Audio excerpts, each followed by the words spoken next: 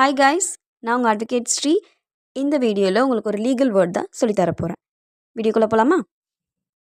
என்ன வேர்ட்னா miss appropriation.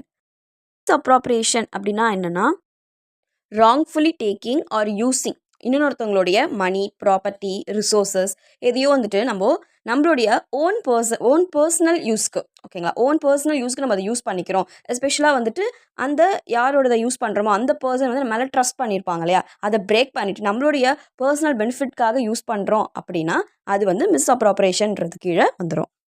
ஒரு எக்ஸாம்பிள் மூலயமா உங்களுக்கு ஒரு சிம்பிளாக சொல்கிறேன். இமேஜின் பண்ணிக்கோங்க, ஒரு ஸ்கூல் டீச்சர், ஓகேங்களா, அவங்க வந்துட்டு மணி கலெக்ட் பண்ணுறாங்க அவங்களுடைய ஸ்டூடெண்ட்ஸ் கிட்டேருந்து. எதுக்காகனா கிளாஸ் ட்ரிப்பு அப்படின்னு சொல்லிட்டு கலெக்ட் பண்ணுறாங்க.